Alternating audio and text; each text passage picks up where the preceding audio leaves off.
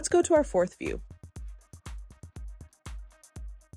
I will edit this view and link the fourth preset to it. Now I will make the fourth preset active in my visual settings.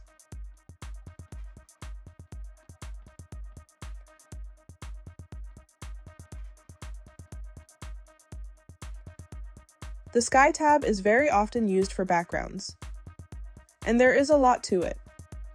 But the first thing we need to understand is the white background feature. If you check this, it will remove any background that is applied, means any background that has been set inside Enscape. This includes the sky, the horizons, and any skyboxes. It is really helpful for building elevations or sections from an orthographic approach. We will cover those in projection modes, but there are some key use cases for white backgrounds. Horizons are the backgrounds themselves, so you have your modeled area, and then everything else you see beyond your project, let's say, counts as the horizon. Under Horizon Source, the first background on top is called Clear. This is the default horizon, where you only see the sky. The ground does not exist, and your project is hovering in black infinity.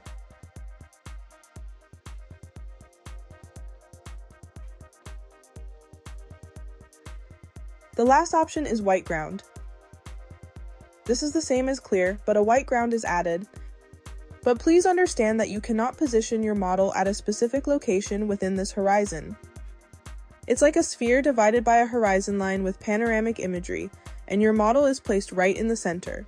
So there is space to your model from all sides. Now all these rest of the backgrounds, except for the skybox, are the same as white ground in theory, but each of them has a template applied to them. For example, if you choose desert, it will change the ground with imagery of desert.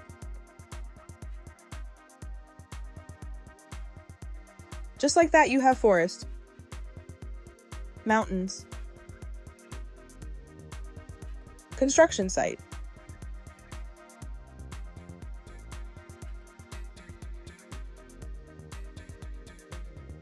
town, urban,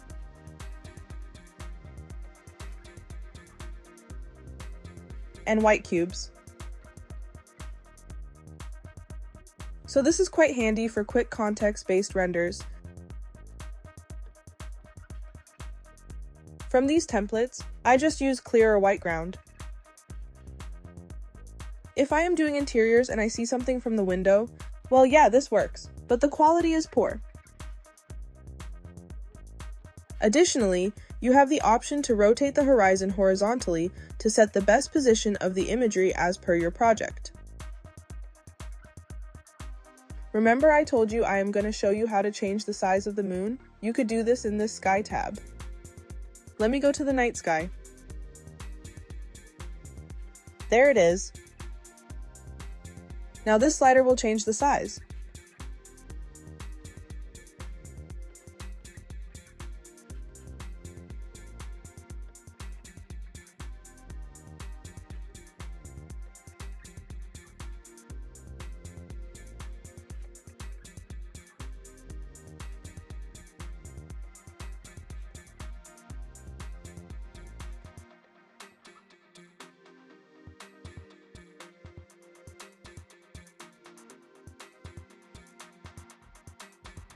Sweet!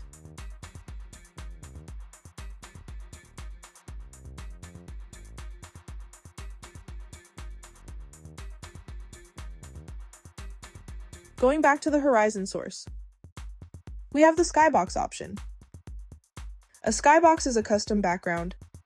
So I know my project site and I want the exact scenario as my backdrop horizon. I would go to my site, take 360 images from a relevant height to capture all data of my surroundings. Now either I upload it as a 360 flat image, or I can spread it over the skybox template, which is something like this, and then link it in this tab as a skybox. You can also download tons of HDRI files online with amazing quality. Let me link a skybox I downloaded to show you what settings you can adjust for skyboxes. Click the folder next to the Load Skybox from File option. Choose your HDRI file. And that's it, you have your custom background.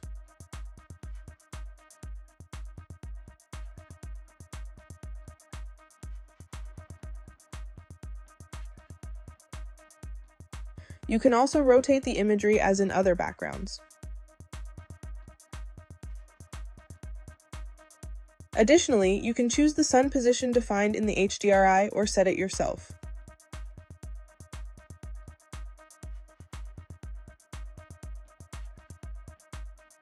If you want to go into more details and learn how to create a custom skybox and where to find free resources, wait for the lesson in this playlist that is specifically on that workflow. You'll love it!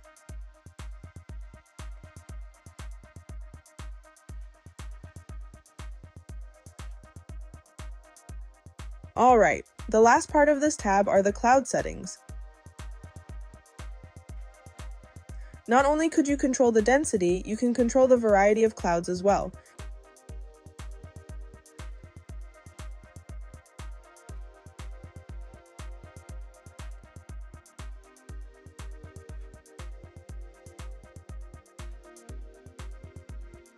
The cirrus slider helps achieve more realism with increased cirrus details.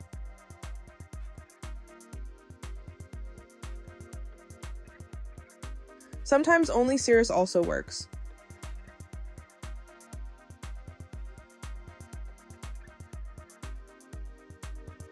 Contrails add to the sky as well. I don't use contrails so much because multiple contrails look quite fake to me. But in general, they look good for conceptual and illustrative purposes.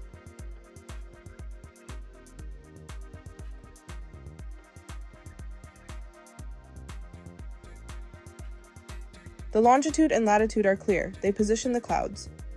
One most important thing to understand about cloud density in Enscape is that they indirectly affect the shadows generated by the sun. Sometimes it messes up the shadows. For example, when I have a high density, at certain sun positions, the shadows will give a neutral tone and eliminate shadows altogether. This is close to how it works in reality, when the sun is hidden behind the clouds. But it should still have some shadows, and it does not. Of course, this can be controlled for stills, but if you have a video where the daytime is changing, like a time lapse, such cloud positions will really make the video look bad. So just be wary of cloud density and check previews before exporting the final versions.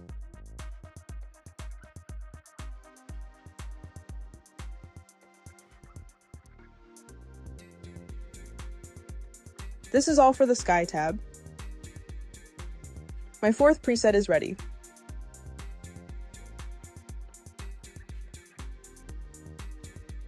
See you in the next part, where we will elaborate on the last tab, the output settings.